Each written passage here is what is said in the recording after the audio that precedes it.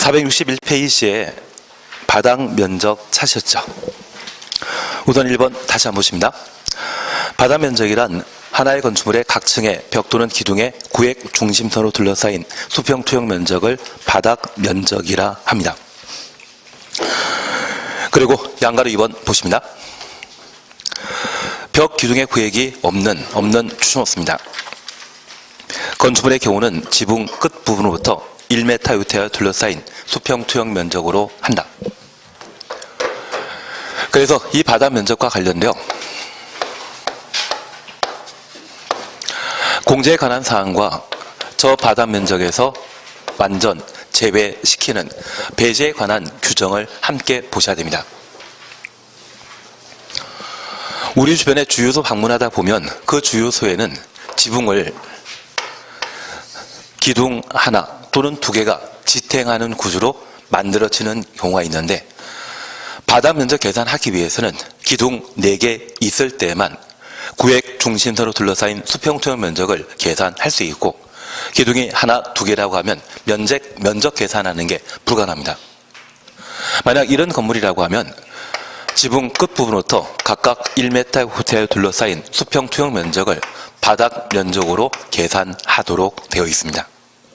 그런데 이런 지붕 구조가 세로가 2m이고 가로가 10m라고 하면 지붕 끝부분부터 각각 1m 후퇴하게 되면 분명 실물상 존재하지만 법적으로는 그 면적이 0인 경우가 있습니다. 만약 이런 경우라면 연면적에 포함될 사안도 없고, 연면적에 포함되지 않다면 용적률 잡아먹는 것도 아니죠. 그래서 주유소 만들게 된다고 하면 저런 캐노이 구조를 만드는 이유가 바닥 면적에 포함되지 않기 때문에 이런 구조물을 만들게 됩니다. 취진 이해하시겠습니까?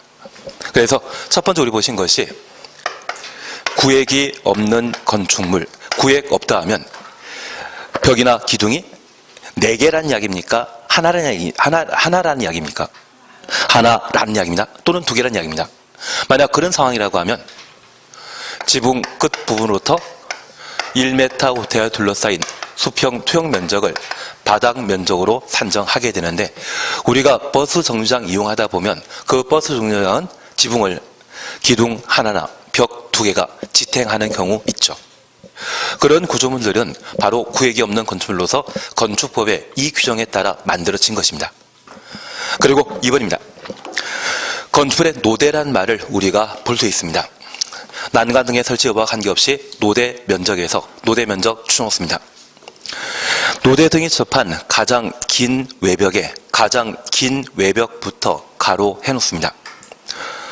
1.5m 곱한 값, 1.5m 곱한 값 가로 해놓으시고 뺀 면적 추정없습니다. 바닥 면적에 산입한다. 노대와 관련된 특별 규정을 우리가 함께 보셨는데, 이 노대는 우리 법이 독일법을 계수하고 있습니다. 다만 독일법을 계수하게 되었을 때 일본 거쳐 도입하게 되었는데, 우리가 알고 있는 베란다, 발코니를 일본에서는 노대라 표현하고 있습니다. 그래서 지금 참이슬이라고 하는 소주 이름 들어보셨다고 하면 걔가 옛날에는 진로였거든요. 진로의 노자는 이슬 노자입니다. 그리고 대는 청와대라고 하는 건물 대자입니다. 통상 건물 만들게 되면 이 건물에는 사방에 벽으로 둘러싸인 건물을 만들게 되는데, 발코니나 베란다를 만들게 되면 한쪽이나 또는 두 쪽은 벽에 접해 있지만 나머지가 개방되어 있습니다. 이런 부분들은 이슬 젓는 부분이죠. 이러한 노대를 전부 바닥 면적에 반영하는 것은 좀 애매하기 때문에 특별 규정을 따로 마련하게 되었습니다. 그래서 이 노대 길이가 10m이고 가로 길이가 2m라고 하면 노대 자체 면적은 20제곱미터인데 저 20제곱미터 전부를 바닥 면적에 산입하지 않고 저 노대가 접해 있는 가장 긴 외벽에 1.5m를 곱한 값 15제곱미터를 뺀 남는 면적만 바닥 면적에 산입하게 됩니다. 그래서 이 노대는 사방 모두 벽에 둘러싸인 것입니까? 그렇지 않습니까? 그렇지 않기 때문에 이 노대 면적을 전부 바닥 면적에 산입하는 것은 애매하기 때문에 특별 규정을 저렇게 마련해놨습니다. 그러면 우리 주변에 60제곱미터인 25평 아파트라고 하면 그 아파트 세로 길이가 10m이고 가로 길이가 6m인데 이런 아파트 만들게 되었을 때 양쪽에 발코니를 확장하게 되면 그리고 저 발코니의 돌출 길이가 정확하게 1.5m라고 하면 바다 면적에 산입되는 공간 없죠. 그리고 이 양쪽을 거실이나 침실로 바꿔 사용하게 되면 30제곱미터가 추가될 수 있습니다. 그래서 25평을 분양받았는데 불구하고 발코니를 거실, 침실로 바꿨을 때 대충 30평 넘는 그런 아파트 공간을 마련하는 것이 있다면 그것은 이 규정에 근거한 것입니다. 취지는 이해하시겠습니까? 그래서 우리가 알고 있는 베란다, 발코니를 법률에서는 뭐라 표현한다? 노대로 표현하고 이 노대와 관련되어서는 노대가 접한 가장 긴 외벽에 1.5m를 곱한 값을 뺀 남는 면적에 대해서만 바다 면적에 산입하게 됩니다. 그래서 노대 돌출 길이가 1.5m라고 하면 바닥 면적에 산정되는 공간은 아예 없는 겁니다. 그러면 이런 두 가지는 바다 면적과 관계된 사항입니까? 건축 면적에 관한 사항입니까? 바다 면적과 관계된 사항이라는 것 확인해 놓습니다. 3번입니다. 1번 필로티라는 말 찾으셨죠? 필로티 등의 부분은 그 부분이 공중의 통행이나 통행 동일해 놓습니다. 차량의 통행, 주차에 전용되는 것과 주차 동일해 놓습니다. 공동택의 경우는 바다 면적에 산입하지 아니한다. 공동택 줄쳐 놓습니다. 여기 필로티는 포항 지진 발생했을 때 빌라라 불리는 다세택의 1층이 벽 없이 기둥으로 구성된 것을 본 적이 있습니다. 그런 부분을 건축법에서는 필로티 부분이라 표현하는데 이탈리아 말로서 이탈리아에서는 기둥을 필로티라 표현하고 있습니다. 이런 필로티가 공동주택에 딸린 경우라면 그 사용 목적이 무엇이 관계없이 바다 면적에서 제외시키고 공동택 아닌 건축물의 경우에는 우리 주변에 오피스텔 있지 않습니까? 그런 경우에는 주차장으로 또는 통행로로 사용하는 때 바닥 면적에서 제외시킵니다.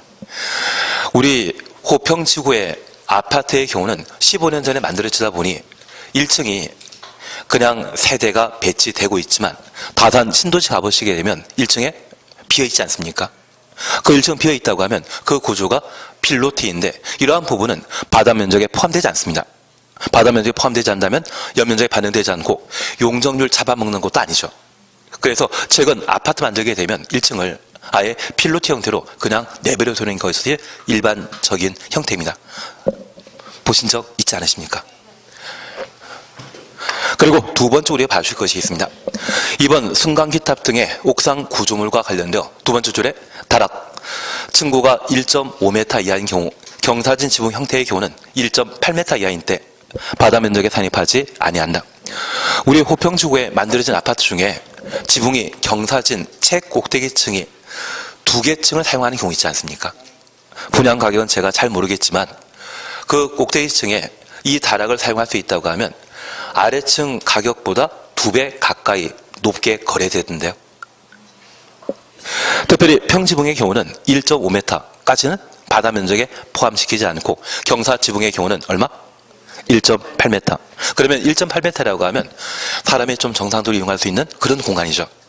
그래서 뭐 방이 4개, 5개 나온다 그런 이야기 들린다고 하면 그것은 최꼭대기층이 경사진 지붕 형태로서 1.8m까지의 다락은 바다 면적에 포함시키지 않기 때문에 그런 특례가 인정되지 않나 싶습니다. 그것 없다고 하면 최꼭대기층은 거주하는 사람 없더라고요. 여름에 엄청 덥거든요. 에어컨 틀면 된다고 하는데 그러면 저도 할 말 없고 예, 4번입니다. 공동택 지상층에 설치한 시설로서 공동택 동일해 놓습니다. 지상층 동일해 놓습니다. 기계실, 전기실, 어린이 놀이터, 조경시설, 생활 폐기물 보관한 면적, 기계실부터 생활 폐기물 보관한 면적까지 가로해 놓습니다. 바다 면적에 산입하지 않는다.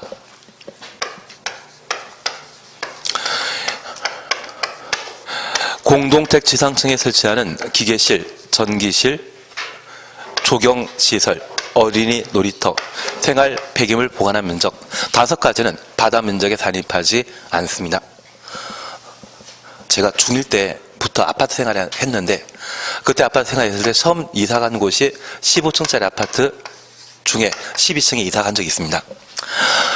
한때 여름에 가뭄이 심해가지고 수돗물이 안 나오더라고요. 그래서 바로 1층으로 내려갔던 적이 있습니다. 1층 가니까 엘리베이터 주변에 모기가 대기해 있다가 집에 워낙 많이 들어오다 보니 그 다음에 3층으로 부모님께서 이사를 가버렸습니다. 그래서 지금도 항상 살고 계시는 게 3층입니다. 아마 예전에 트라우마가 심해가지고 그러신 것 같은데 1층, 2층까지는 분양 가격이 좀 저렴한데 3층부터 꼭대기층까지는 분양 가격 똑같습니다. 그리고 가장 가격 안 오르는 것이 3층이더라고요. 그래서 우리가 잠깐 이해하실 것은 저 1층을 세대 배치하게 된다고 하면 모기 진짜 많이 들어오거든요. 그래서 아예 필로티를 만드는 경우가 있습니다. 그래서 이 공동택이 분양 잘 되게 하고 생활 환경을 좀 쾌적하게 유지하기 위해 이런 특별 규정 마련했다는 것을 파악해 주십시오. 그리고 두 번째입니다. 이 공동택 지상층에 전기실과 기계 설치하게 된다면 수압 낮은 지역의 경우는 자체적으로 수압을 높일 수 있거든요. 이러한 것을 공동택 지상층에 설치하게 된다고 하면 그러한 부분은 바다 면적에 제외시킵니다. 다만 우리 학원 건물에 전기실과 기계실은 어디에 있습니까? 지하층에. 저 지하층은 용적률 산정 시에 연면적에서 제외시키기 때문에 일반 건물은 지하층에 전기실, 기계를 두고 있지만 공동택만큼은 예외 인정된다는 것을 파악해 놓습니다. 그러면 우리가 알고 있는 타워팰리스 있지 않습니까? 그 타워팰리스에 50층에 거주하는 분은 수돗물 잘 나오지 않겠습니까? 잘 나옵니다. 그것은 건물 지상층에 저 전기실, 기기를 두었기 때문입니다. 그리고 어린 놀이터와 조경시설에 대해서도 건물 중간층에 마련할 수 있는데 예전에 목동에 하이팰리스라고 하는 50층짜리 아파트 있거든요.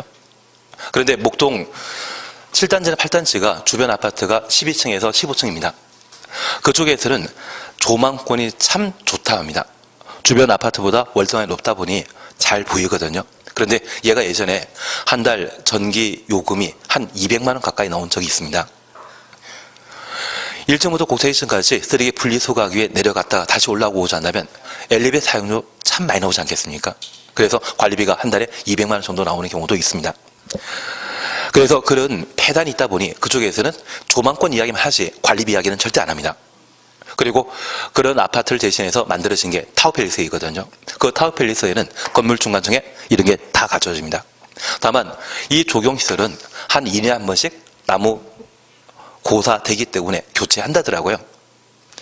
그래서 이 공동택과 관련된 지상층의 5가지는 타워팰리스와 관계된 규정으로 이해해 주십시오.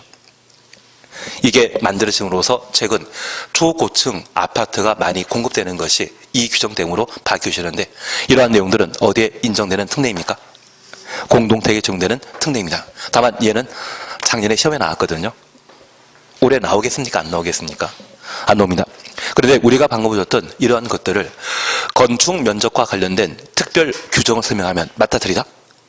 틀립니다. 얘는 다 무엇과 관계된 것이다? 바다 면적. 동시에 얘를 정리하셨다가는 그때는 헷갈려가지고 점수가 아예 안 나오십니다. 그래서 내가 모르는 것은 모두 건축 면적에 대한 특별 규정이다. 그렇게 판단하시는 게 마음 편하십니다. 작년에는 운 좋게 이게 시험에 나와가지고 가뿐하게 문제 맞추셨다고 하는데 올해는 분명 건축 면적 쪽일 겁니다. 다만 얘를 명확하게 다 하시고 나면 제가 시험에 나올 수 있는 건축 면적에 대해서는 나중에 모의고사든 동영 모의고사든 그때 한번 볼 수 있도록 해드리겠습니다. 한 장 넘기십니다. 연면적과 관련된 사항은 함께 보셨고 다음 페이지에 5번부터 9번 있는데 이런 거 보는 거 아닙니다. 5번부터 9번은 보는 거 아니고 연면적 이미 보셨습니다. 그리고 463페이지에 건축물 높이 지표면부터 건물 상단까지의 높이를 건축물 높이를 한다. 그 정도면 되십니다. 한 장 넘기시면 양가로 5번에 층고란 말 찾으셨죠?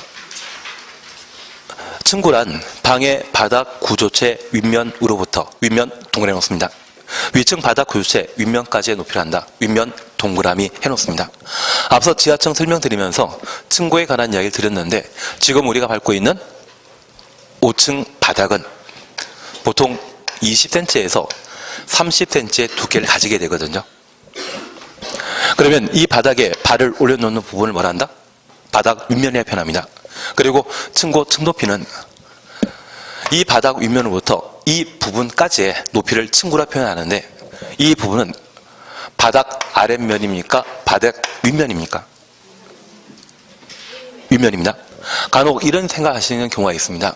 바닥 윗면에서 위층 바닥, 위층 바닥 이 부분까지 층고라 하면 얘는 바닥 아랫면이다. 그런 생각할 수 있습니다. 바닥 아랫면이 되는 것은 어디? 이 부분을 바닥 아랫면이라 하고 얘는 바닥 윗면이 됩니다. 그래서 층고란 윗면부터 윗면까지의 거리를 층고라 표현한다. 그렇게 파악해 놓습니다. 만약 아랫면까지의 높이를 층고라 한다 라고 하면 틀립니다. 층고는 윗면 두 번 나왔을 때만 옳은 층문이라는 것 파악해 주십시오. 이번 층수입니다. 동그란 1번입니다. 층의 구분이 명확하지 않은 건축물은 4m마다 하나의 층으로 본다. 남산타워 방문하게 되면 이 남산타워에는 전망대에 이르는 통로가 층의 구분이 없습니다. 그러면 이러한 부분에 대해서는 4m를 한 개 층으로 본다. 그래서 고층 건축물과 관련되어서는 30층 곱하기 4면 120, 초고층 건축물은 50층 곱하기 4면 200. 그래서 저 4m라는 것이 일반적인 층고라고 파악해 주십니다. 그리고 양가로 이번에 층수 산정에 제외되는 부분으로 이번 지하층 찾으셨죠. 우리가 공부하는 법은 일반인 기준으로 만들어지기 때문에 특정이만 알 수 있는 지하층은 층수 계산에 포함되는 것 아닙니다. 63빌딩은 지상 60층에 지하 3층짜리거든요. 걔는 60빌딩이지 63빌딩이 아니죠. 지하층은 층수에 포함한다, 제외시킨다. 그렇게만 파악해 놓습니다. 그러면 우리 다시 봐주실 것이 있습니다. 우리가 적용 범위와 관련되어 이 파트를 정리해 주시는 게 필요합니다. 여기에서 보통 3문제에서 4문제 출제되게 됩니다. 우리가 이번 시간 함께 공부하신 것으로 구성에 관한 내용을 함께 보셨는데 일반 건축물과 비교되는 것으로서 고층 건축물에 관한 사항을 함께 보셨습니다. 이 고층 건축물은 화재 발생하면 큰 인명피해 발생할 수 있죠. 그래서 화재와 관련된 여러 가지 안전상의 문제를 해결하기 위해 고층 건축물에 관한 개념을 도입하게 되었는데 현재 고층 건축물은 층수가 3층 이상이거나 높이가 120m 이상의 것을 말합니다. 이러한 고층 건축물을 세분하게 되면 초고층 건축물과 준초고층 건축물로 구분하고 있는데 준초고층 건축물도 고층 건축물에 포함되죠. 초고층 건축물 아닌 것을 말합니다. 그래서 우리는 30층과 120m 그리고 50층과 200m라는 것을 각각 보시면서 고층 건축물과 초고층 건축물을 각각 보셔야 됩니다. 고층 건축물이지만 여기에 해당되지 않다면 50층, 20층, 200m에 해당되지 않다면 준초 고층 건축물입니다. 그러면 하나 여쭐 게 있습니다. 만약 층수가 40층짜리이고 높이가 200m인 건축물은 초고층 건축물이다. 맞습니다. 그래서 높이, 층수 기준으로 고층 건축물을 구분하고 있다는 것 파악해 놓습니다. 그리고 두 번째 우리 보셨던 게 작년에 시험에 나왔던 것으로 다중이용 건축물에 관한 내용을 함께 보셨습니다. 건축의 용도와 관계없이 건물 규모가 16층 이상이면 죄다 다중이용 건축물이고 바다 면적합 5,000제곱미터 이상의 종종우는 판문석입니다. 그리고 그게 시험 나와가지고 합격하시게 된다면 탤런트 안문수식 팬클럽에 가입해 주셔야 됩니다. 그게 공법 공부하시면서 수익자 부담 원칙이라는 것을 충실하게 이행하는 것 같습니다. 작년에도 시험에 나와가지고 다들 가입했다는 이야기는 듣긴 들었습니다. 제가 확인해 보지는 못했습니다. 그리고 바다 면적합 5,000제곱미터 이상의 6가지 용도 그런 차원에서 파악해 주시고 저 다중이용 건축물과 비교되는 것으로서 준다중이용 건축물은 바다 면적합 1,000제곱미터 이상의 12개의 용도입니다. 종종우는 판문석이란 말과 위관장교 노동이란 말로 정리해 주시는 게 필요합니다. 제 생각에는 이게 나오면 웬만하면 포기합니다. 12가지를 어느새 외우겠습니까? 다만 문화집에서의 범위에는 동물원, 식물원을 포함한다, 제외시킵니다. 다만 우리는 얘를 아마 시험 볼 때까지 한 10분 정도는 들을 겁니다. 운 좋게 시험 나오면 잘 찍어주셔야 됩니다. 우리가 하면 잘하지 않습니까? 그리고 두 번째, 건축의 구성 요소에 관한 내용을 함께 보셨습니다. 여기 건축물의 구성 요소는 건물은 구조와 설비로 갖추어지게 되거든요. 특별히 건축 설비와 관련된 전기, 통신, 다양한 설비가 있습니다. 하나, 질문이 있습니다. 국기 개양되는 건축 설비이다 아니다? 건축 설비입니다. 국기 개양대도 건축 설비입니다. 국기 개양대도 태극기를 잘 올리고자 한다면 뭐 돌리는 거 있지 않습니까? 그런 장비가 갖춰지기 때문에 국기 개양대도 그냥 짝대기라 생각하지 마시고 기계 장비가 가미된 건축 설비에 포함되는 것이 특징입니다. 그리고 이러한 설비에 관한 개념을 조금 이해하셨다고 하면 이제 구조와 관련되어서는 주요 구조부와 부속 구조물로 각각 구분하게 되는데, 주요 구조부는 건물의 뼈대, 골격을 주요 구조부라 표현합니다. 아파트 양쪽 끝에 창문 없는 벽면을 말한다. 내력벽, 기둥 볼 수 있죠. 지금 우리가 밟고 있는 5층 바닥, 이게 튼튼하게 만들어져야만 건물이 안전해질 수 있지 않겠습니까? 다만 이 주요 구조부에는 지붕, 틀이라는 것은 있지만 지붕 자체는 주요 구조부 이단이다. 아닙니다. 지하층 바닥은 주요 구조부 못 된다라는 것을 잡아주셔야 됩니다. 그리고 우리 교재에 반영되지 않았지만 환기 시설물이라는 말 기억나십니다. 만약 환기 시설이라고 하면 바람 불면 돌아가는 설비 있지 않습니까? 걔는 환기 설비입니다. 뒤에 뭐 붙을 때만? 물이란 말 붙을 때만. 그래서 환기 설비 설치하기 위한 공기 흡입구 배기구 있거든요. 그 구멍, 얘를 환기 시설물이라 하고, 저 환기 시설물을 법에서는 뭐라 한다? 부속 구조물이라 표현하게 됩니다. 얘는 작년에 개정되었기 때문에 한번 봐주시는 게 필요할 겁니다. 그리고 이런 건물 보다 보면 우리는 지하층을 볼 수 있고, 지하층은 지표 아래란 말과 2분의 1 이상이라는 말을 함께 보시는 게 일이었습니다. 발코니 기억나십니까? 집에 가시면 발코니를 하실 겁니까? 베란다를 하실 겁니까? 예, 그냥 배운 대로 발코니를 하시면 집안 사람들이 많이 놀라실 것 같은데요. 다만 이 발코니는 건축물 외벽에 부가절 설치한 공간이라는 것 기억하시고, 아파트의 발코니는 거실, 침실로 바꿔 사용할 수 있죠. 그게 가능한 것은 주택에 설치한 발코니의 경우에는 국토교통부 장관이 정한 기준에 적합한 때 거실, 침실 등으로 변경 사용할 수 있다는 것 기억하시고, 이런 특례는 어디에만 인정된다? 주택에만. 그리고 두 번째 기억하실 게 있습니다. 이러한 주택에는 베란다도 있습니다. 저 베란다는 거실, 침실로 변경할 수 없습니다. 변경 허용하고 있는 것은 뭐만? 발코니만. 그러면 베란다, 발코니는 차이점이 딱 하나 있습니다. 비를 가릴 수 있는 구조가 있다면 발코니고요. 비 가리는 구조가 없다면 베란다입니다. 그래서 우리가 가끔 상가주택들을 보게 되면 아래층의 건축 면적과 위층 건축 면적 차이가 발생해서 이러한 부분들을 전망 휴식적인 목적으로 사용하는 경우가 있거든요. 이러한 부분이 있다면 얘를 뭐란다? 베란다. 그런데 이걸 면적 계산하다 보면 한 사각형 나오지 않겠습니까? 이런 베란다 부분이 가장 접한 길이, 만약 10m라고 하면 돌출 길이가 1.5m까지는 바닥 면적에서 제외시키겠지만 1.5m 초과하게 된다면 초과하는 부분은 베란다인데 불구하고 바닥 면적에 포함시키게 됩니다. 그래서 저 베란다 만들게 된다고 하면 크게 만들겠습니까? 작게 만들겠습니까? 작게 만들어야만 연면적 잡아먹는 부분이 못 됩니다. 그래서 이런 특례에 관한 사항들은 우리가 노대, 발코니를 함께 공부하시면서 해결되신 겁니다. 발코니와 베란다를 뭐라 한다? 노대라 표현하지 않습니까? 그래서 구성 요소와 관련되어서는 이런 네 가지를 한번 정리하시는 게 필요합니다. 거실 등에 대해서는 제기도 상관없겠지만 최소한 이 네 가지에 대해서는 봐주셔야 됩니다. 그리고 규모와 관련되어 우리가 함께 보시면서 건축 면적에 관한 내용을 함께 보셨습니다.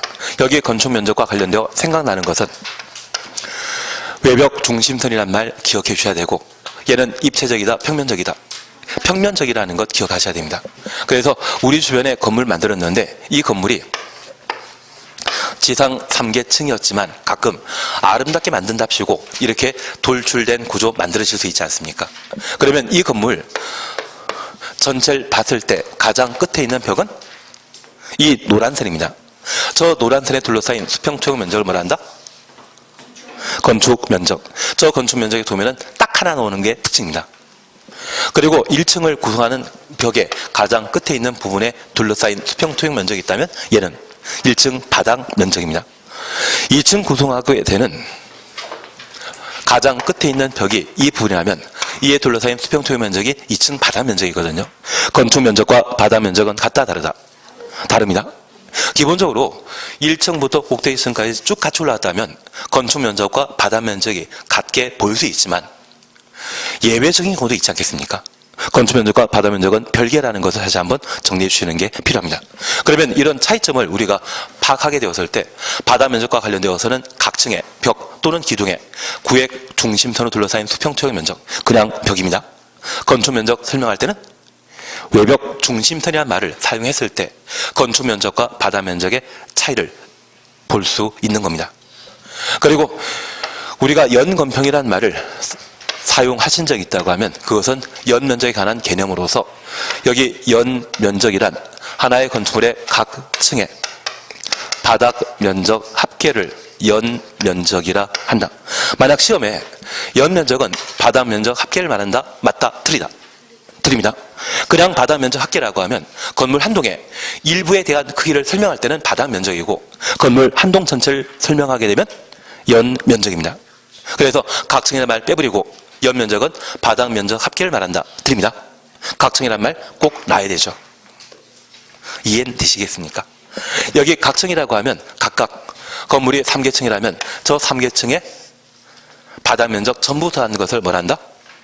연면적. 그래서 그런 의미에서 각층이라는 말을 사용한다는 것 파악해 뒀습니다. 특별히 이러한 연면적은 용적률과 관계된 표현인데 저 용적률 계산할 때 산정 시에 연면적에서 제외시키는 게 몇 개? 4개 있다라는 것은 기억해 주셔야 됩니다. 그러면 통상 연면적에는 포함되지만 용적률 계산할 때만 빠지는 것이죠. 용적률 계산할 때만 빠지는 것으로서 지하층과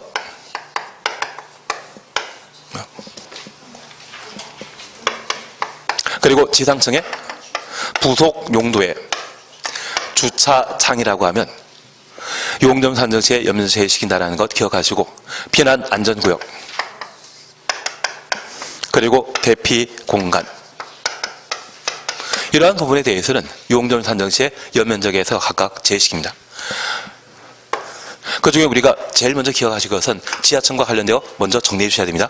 그리고 이 세 부분은 그냥 연면적에 포함되지만 용적률 계산할 때만 배제한다. 그렇게 판단해 놓습니다.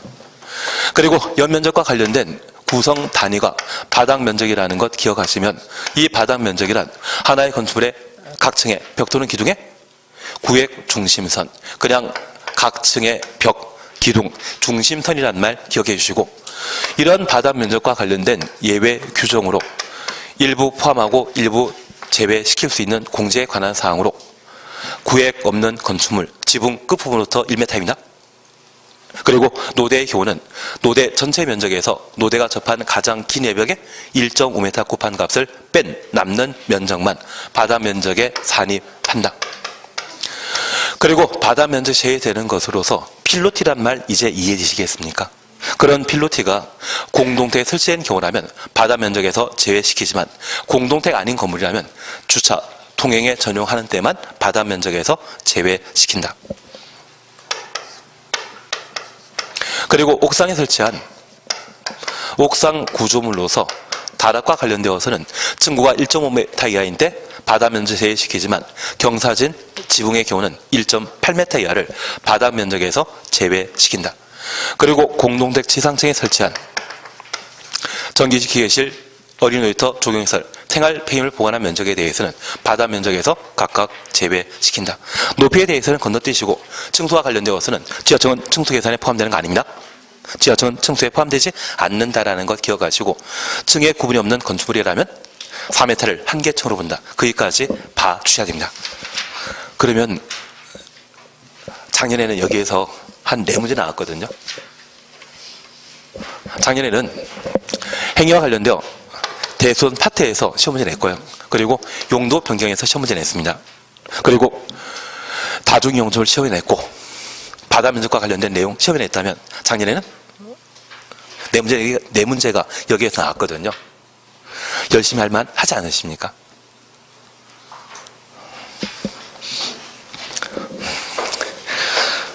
그냥 천천히 하시면 됩니다. 최소한 여기는 무조건 3문제 나온다 생각하시면 됩니다. 그리고 올해 시험에 나오게 된다면 건축물 관련 행위에서는 리모델링, 그리고 용도 변경 또 나올 겁니다. 그리고 대선과 관련되어서는 다른 형태로 시험 문제 나오기 때문에 대선에 관한 개념은 항상 안고 가셔야 됩니다. 다중 건축물 나오겠습니까? 고층 건축물 나오겠습니까? 고층 건축물. 만약 우리 엿먹이려고 하면 준 다중 이용 건축물을 시험에 내게 될 겁니다. 그거 내면 웬만하면 포기하는 게 마음 편하거든요. 대신 우리는 종종 오는 판문속이란 말과 위관장교 노동이란 말 기억하시면서 12가지 용도로서 바다 면적합 1000 이상을 준 다중 이용 건축물이라 한다. 그렇게 한번 하신 적이 있습니다. 나오면 잘 찍어주시는 겁니다. 예, 이제 468페이지의 2장 건축물 건축을 함께 보십니다. 제2절 보시게 되면 사전 결정이란 말을 우리가 볼 수 있습니다. 그래서 2번 사전 결정 대상이란 말 찾으셨죠? 건축허가 대상 건축물을 건축하려는 자는 건축허가 신청하기 전에 건축허가 신청 전 가로 해놓습니다. 허가권자에게 그 건축물 건축에 관한 사전 결정을 신청할 수 있다. 여기 사전 결정이란 말은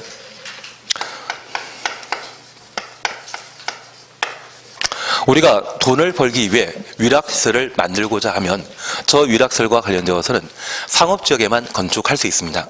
그런데 저 법을 잘 모르시는 분은 이 위락시설을 주거지역 한가운데 만들겠다고 생각할 수 있죠. 그리고 설계도서를 작성해서 건축허가 신청하게 되면 100이면 100, 불허가 처분받게 됩니다. 그러면 많은 시간과 돈 낭비할 수 있지 않습니까? 그래서 내가 소유하는 땅 또는 내가 취득하고자 하는 땅에 어떤 종류의 건물을 건축할 수 있는지 그걸 가장 잘 아는 허가권자에게 물어보는 것을 사전 결정 신청이라 표현합니다. 취진 이해하시겠습니까? 그런데 이 사전 결정 신청이 5년에 한 번 시험에 나오거든요. 그래서 최근 시험에 출제되었지만 아마 작년에도 시험에 안 나왔지만 올해도 안 나올 겁니다. 모의고사에는 나옵니다. 한 장 넘기십니다. 471페이지에 제3절 건축허가라는 말 찾으셨죠? 내가 살 집을 건축법에 따라 만들고자 하면 건축허가 받은 때에 만들 수 있습니다. 그런데 1. 원칙적인 허가권자로서 특시, 특도, 시, 군, 구청장이라는 말을 우리가 받고 2번 예외, 특별시장, 광역시장이라는 말을 우리가 볼 수 있습니다. 그런데 우리가 함께 공부하시면서 지금 공부하는 것은 사법입니까? 공법입니까? 공법입니다. 이 공법은 공익을 달성하기 위해 국가가 일반 국민을 규제하는 법률 체계로 구성되었는데 국토계획법의 공익은 기환경이고 건축법상의 공익은 안전입니다. 그 안전을 달성하기 위해 국가가 일반 국민에게 다양한 규제를 가하게 됩니다. 이러한 국가는 사법부, 입법부, 행정부로 구분하는데 그 중에 일반 국민을 대상으로 규제를 가하는 곳을 행정청이라 표현하고 저 행정청은 중앙과 지방자치단체로 구분하게 됩니다. 중앙은 장관에 불리는 사람, 국토교통부 장관 이제 계속 보셔야 되죠. 내년 총선 때까지 계속 보실 것 같은데요. 바뀌지 않지 않았습니까? 그리고 두 번째 우리가 봐주실 것은 지방은 광역지방자치단체와 기초지방자치단체로 구분하는데 이 광역이라는 것은 넓다는 게 아닙니다. 광역버스는 우리 남양주와 서울 운행하는 버스를 광역버스라 표현합니다. 저 광역은 광역버스가 둘 이상의 시군구에 걸쳐 운행하기 때문에 광역이 되는 것이거든요. 그래서 우리가 살고 있는 경기도는 31개 시군으로 구성되어 있고 서울 같은 경우는 25개 구로 구성되어 있습니다. 그래서 행정관할구역이 둘 이상의 시군구로 구성된 곳을 뭐라 한다? 광역지방자치단체라 하고 저 광역을 특별시, 광역시, 도 그리고 특별자치시와 특별자치도는 기초지방자치단체가 없기 때문에 특별이란 말을 붙여주게 됩니다. 그리고 기초는 시, 군, 구입니다. 이번에 내가 살 집을 안 든다고 하면 장관은 관심 있겠습니까? 경기도의사는 관심 없습니다. 우리가 가장 가까이 있는 시, 군, 구청장이 건축 허가권자가 되게 됩니다. 결국 우리가 함께 공부하신 국토계획법은 도시, 군 단위로 집행하는 법률이기 때문에 관할관청은 구청장, 청장하는 것 아니죠. 특광시군이 국토계획법의 관할관청이라는 것 기억하시고 반면 건축법 등에 있어서는 우리가 가장 가까운 행정청이 관할 관청이 되게 됩니다. 원칙적인 허가권자는 누구이다? 시군구청장이라는 것 확인해 놓습니다. 그리고 특별자치시는 세종시를 말하고 특별자치도는 제주를 말하는데, 우리 커피 마시는 곳에 보면 인구 나와 있거든요. 세종시 인구가 지금 34만입니다. 남양주 인구는 66만, 67만이라고 돼 있던데요. 그리고 제주도 인구는 50만 채 안 되던데요. 그런 곳하고 우리보다 좀 작지 않습니까? 그곳에 따로 구를 두고 있겠습니까? 구가 없겠습니까? 구가 없는 상황입니다. 그래서 제주도와 세종시는 구 또는 따로 시군구가 없기 때문에 기초 지방자치단체 없는 광역 지자체이거든요. 아주 유별나지 않습니까? 그래서 특시, 특도란 말을 사용하게 되는데, 얘는 크게 신경쓰는 아닙니다. 제주도지사가 등장하게 되면 제주도에는 시군구청장이 따로 없기 때문에 누가 건축허가 해줘야 된다. 제주도지사가. 제주에는 제주도지사만 허가권을 가지고 있습니다. 만약 제주시장과 서귀포시장을 들어보셨다고 하면 그분들은 자치시장이 아니라 제주도지사가 임명하는 비자치시장이기 때문에 건축과 관련된 인허가권 있다 없다? 없습니다. 그래서 제주도에서 집 짓고자 한다면 누구에게? 도지사에게 건축허가 받아야 되는 겁니다. 반면 우리 경기도에서는 경기도지사는 허가권자이다 아니다? 아닙니다. 남양주시장이 허가권자라는 것을 파악해 놓습니다. 원칙 시군구청장이라는 것 파악하십니다. 특시 특도 가지고 시험에 내는 적 없기 때문에 무시해버리시고 시군구청장이 허가권자입니다. 예외 특광이 있다는 것 확인하시고, 이번 사전승인이라는 말을 잠깐 볼 수 있을 겁니다. 얘는 조금 이따 보시면 됩니다. 한 장 넘기십니다. 4번 건축허가 요건 찾으셨죠? 얘를 별표 3개 해놓습니다. 비록 28회 때 시험에 출제되었지만 올해 다시 한번 낼 수 있을 겁니다. 내용 잠깐 살펴보시면, 건축허가 받으려는 자는 해당 대지의 소유권 확보해야 한다. 땅의 소유권을 확보한 때 건축허가 받을 수 있다. 그 정도만 확인해 놓습니다. 한 장 넘기십니다. 7번 보게 되면 건축허가에 대한 취소, 그리고 옆에 페이지 보시게 되면 양가로 3번 건축허가에 대한 제한 찾으셨죠? 뭐 이런 게 좀 이따 보실 겁니다. 다만 한 장 넘기시니 건축허가 제한 기간은 2년 이내로 하고 1년 범위 내 제한 기간 연장할 수 있다 라는 말을 볼 수 있습니다. 우리가 꼭 약속해 주실 것이 있습니다. 국토계획법에서는 2년 연장하는 경우가 있습니다. 개발행 허가 제한. 그거 빼고는 연장하면 1년만 연장하는 겁니다. 기지개란 말 기억나십니까? 청산리하면 녹개소란 말도 기억나십니까? 녹개소의 경우는 개발행 허가 제한 기간을 연장할 수 없습니다. 기지개, 기반설 부담구역, 지구단위 계획구역, 도시군 관리 계획을 투입 중인 지역이라면 개발행 허가 제한 기간을 연장할 수 있는데, 그때는 2년 범위 내 연장할 수 있습니다. 2년 연장하는 것은 그게 유일하고 나머지는 연장하면 1년 연장하는 겁니다. 엉뚱하게 2년, 3년 연장한다 이 말 나오면 무조건 거버리는 겁니다. 그리고 이번 건축신고와 관련되어 옆에 페이지에 양가로 2번 건축신고 대상 건축물 찾으셨죠? 별표 해놓으시는데 작년에 시험 나왔거든요. 올해 또 나올 겁니다. 왜냐하면 제가 원하는 작년 시험이 아니라 다른 건 냈거든요. 하긴 제가 원한다고 해서 시험 나오는 건 아니지만 한번 확인해 주셔야 됩니다. 한 장 넘기십니다. 양가 3분 보시게 되면 건축신고 수리라는 말 찾을 수 있고, 신고 받은 날부터 5일 이내 신고 수리 여부를 신고인에게 통지해야 한다. 건축신고하면 처리기간은 며칠이다? 5일. 그리고 양가 4번입니다. 건축신고한자가 신고일부터 1년 동일해 놓습니다. 공사에 착수하지 않으면 그 신고 효력은 없어진다. 그래서 건축신고 시에는 1년 내 공사에 착수해야 된다. 그 정도 의미로 파악해 놓습니다. 다음 페이지에 가설 건물이 있는데 이런 거는 제키십니다. 정신건강에 도움이 안 됩니다. 그리고 483페이지에 사용 승인 찾으셨죠? 여기 사용 승인은 건축 허가받고 공사 완료되면 허가받은 대로 공사 이루어졌는지 확인하는 절차를 말합니다. 특별히 양가로 2번 사용 승인 절차 찾으셨죠? 허가권단 사용 승인 신청 받은 경우 신청서 받은 날부터 7일 동일해 놓습니다. 검사 실시하고 검사에 합격한 건물에 대해서는 사용 승인서를 내줘야 된다. 사용 승인 처리 기간은 며칠이다? 7일이다. 이건 지금 외우는 거 아닙니다. 그냥 봤다는 느낌만 있으시면 됩니다. 왜냐하면 우리 외우는 것은 10월 25일까지 하면 됩니다. 아직 6개월 남지 않았습니까? 6개월이면 책을 한 30회 정도는 하실 수 있을 시간일 것 같은데 여유롭게 하시는 겁니다. 그리고 한 단 넘기십니다. 이번 건축공사 현장 안전관리 예치금이 있습니다. 얘는 돈이거든요. 공공이 내겠습니까? 민간이 내겠습니까? 민간만. 돈은 민간만 내는 겁니다. 그래서 우리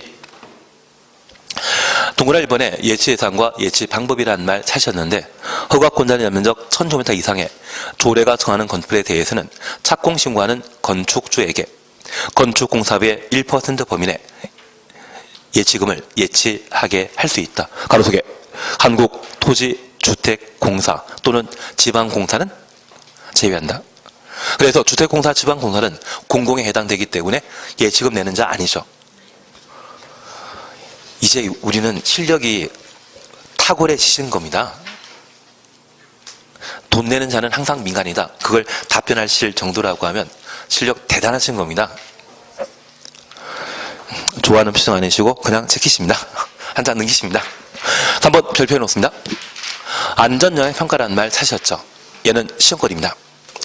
허가권자는 허가권자 동그라 해놓습니다. 다음 건축물에 대해 건축 허가하기 전에 건축 허가 전 가로 해놓습니다. 건축의 구조 안전과 인접대지 안전에 미치는 영향을 평가하는 안전영향평가를 실시하여야 한다. 박스에 1, 2 묶어놓습니다. 초고층 건축물 16층 이상이고 연면적 10만 제곱미터 이상인 건축물. 그래서 연면적과 층수가 동시에 충족한 때는 안전영향평가 대상이라는 것 확인해 주시고 옆에 페이지에 5번 평가 공개 사셨죠. 두 줄 위에 올라가시면 안전영향평가에 드는 비용은 비용 동그래 놓습니다. 안전영향평가 의뢰한 자가 부담한다. 그래서 비용은 누가 부담한다? 의뢰한 자가 부담한다라는 것 확인하십니다. 그리고 밑에 착공신고 찾으셨죠? 한 장 넘기십니다. 양가로 2번 보게 되면 신고한 날부터 3일 이내 수리 여부를 통지하여야 한다. 3일 동그라미 해놓습니다. 갑자기 날짜가 많이 나왔습니다. 3일, 5일, 7일. 3일은 착공신고할 때 처리기간이고 건축신고하게 되면 5일, 사용승인 신청하게 되면 7일. 시공감리에 대해서는 제키십니다. 종합민원실 잘 모릅니다. 제가 모르면 같이 몰라주셔야 됩니다. 그리고 496페이지에는 건물의 유지관리라는 말이 각각 나옵니다. 이제 새로 해나가셔야 됩니다.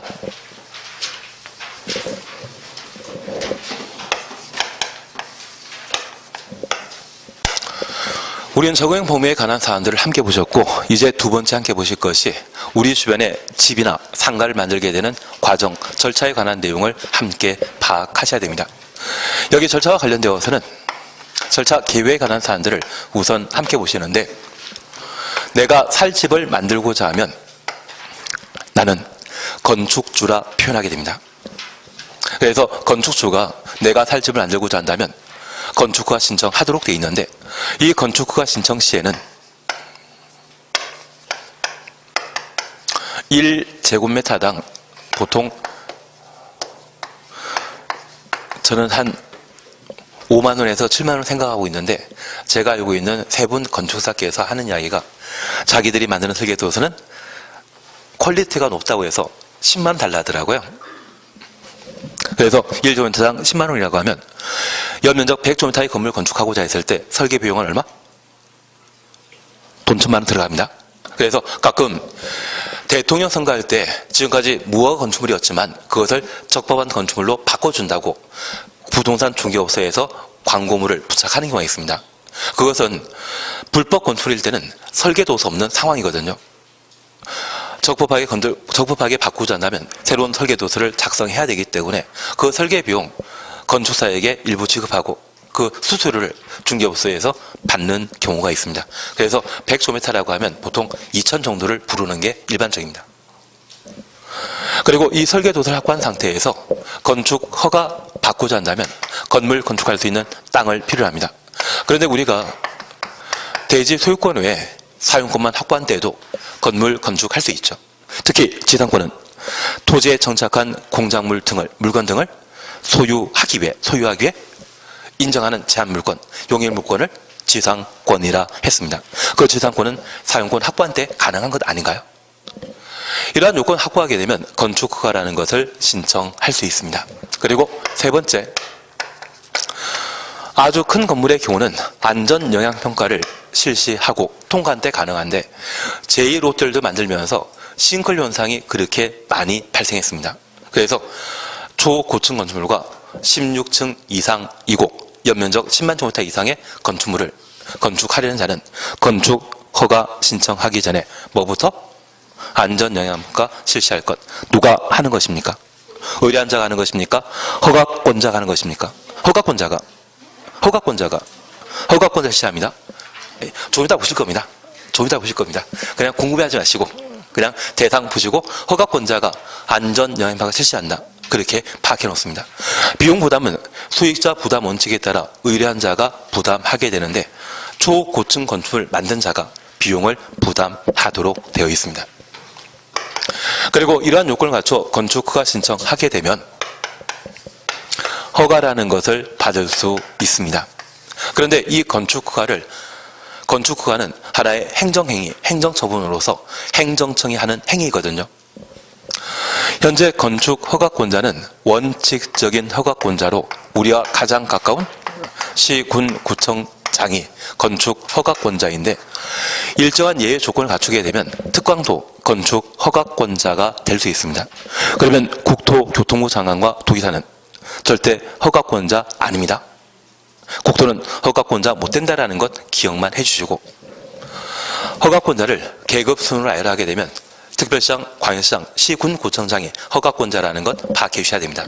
그리고 저 허가권자에게 허가 받아야 될 대상은 건축물을 건축하거나 대수선하는 때 건축 허가 받도록 되어 있습니다.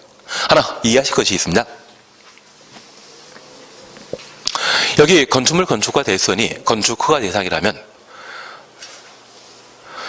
건축물 건축과 대수선 시에는 건축사에게 반드시 설계도서 작성을 의뢰하도록 되어 있습니다. 그래서 1제곱미터당 10만 원의 설계 비용 부담하는 것은 좀 부담스럽지 않습니까? 그리고 건축 허가 받고 공사 중인 건물이라면 건축사를 감리자로 선정해야 되는데 감리자 선정하게 되면 몇백만 원 돈 지급해야 되거든요. 모든 건물이 이런 비용 부담하면서 건물 건축하기는 좀 곤란하지 않겠습니까? 그런데 이런 건물 중에 규모 큰 것은 그 비용 부담할 수 있지만 규모 작은 것은 비용 부담하기 곤란하죠. 그래서 규모 작은 건축물을 건축하거나 대수선하는 때는 허가 받는 것이 아니라 신고하고 건축하거나 대수선할 수 있습니다. 여기 신고와 관련되어서는 신고 범위를 29회 때 시험에 냈는데 제 생각에는 30회 때 연속해 내도 상관없습니다. 그리고 작년에 개정한 사항으로 저 건축 신고하게 되면 신고한 날부터 며칠? 5일 내 수리부 통지하도록 되어 있고 저 건축 신고하고 1년 내 공사에 착수해야 되는데 공사에 착수하지 않는다면 효력 상실한다. 그래서 여기 건축 신고는 작년 개정 사항입니다. 그리고 재작년 개정 사항은 저 건축 신고 1년 내 공사에 착수하도록 되어 있는데 작년에 개정하면서 정당한 사유가 인정되면 공사 착수 기간을 1년 범위 내 연장할 수 있습니다. 우리가 국토계획법에 개발인 허가와 관련된 연장은 2년 연장이라는 것 딱 하나 보셨습니다. 그것 말고 다른 파트에서 연장하게 되면 몇 년 연장한다? 1년. 그래서 작년에 개정된 사항 두 가지를 하나 보셔야 됩니다. 아마 교재에서는 편집 과정에 좀 빠져 있는 게 있는 것 같습니다. 그래서 이 두 가지가 작년에 개정되었는데 작년에 건축신고 대상 범위를 시험에 냈듯이 또 이 파트를 시험에 낼 수 있기 때문에 얘는 반드시 보셔야 됩니다. 그리고 세 번째 우리가 이해하실 것이 있습니다. 이렇게 허가받거나 신고하고 건물 건축해서 분양하게 되면 돈 벌 수 있죠. 그 돈이 사익에 해당되게 될 겁니다. 그런 돈벌이가 공익과 저촉 충돌되게 되면 규제 가할 수 있지 않겠습니까? 그런 규제 방법으로서 건축 허가 등의 제한과 건축 허가 취소 이 두 가지에 대해서는 반드시 표시해야 됩니다. 그리고 사전 승인을 함께 보게 될 겁니다. 그리고 이렇게 허가받은 자는 공사에 필요한 준비 마치고 공사 개시하게 되는데, 공사 개시하게 되면 착공신고해야 되지 않습니까? 착공신고하면 처리기간 며칠? 3일. 그리고 착공신고와 공사 개시하고 그 공사가 모두 완료되면 사용 승인받아 사용할 수 있는데, 우리가 민법 공부하시면서 최초에 제3권 행사하기 위한 등기를 소유권 보존 등기를 하지 않습니까? 그런데 그 소유권 보존 등기는 그냥 보존 등기 신청하면 등기 내준다? 건축물 대장 들고 가야 된다. 건축물 대장 들고 가야 되죠. 공시법에서 공부하시고 민법에도 공부하지 않으십니까?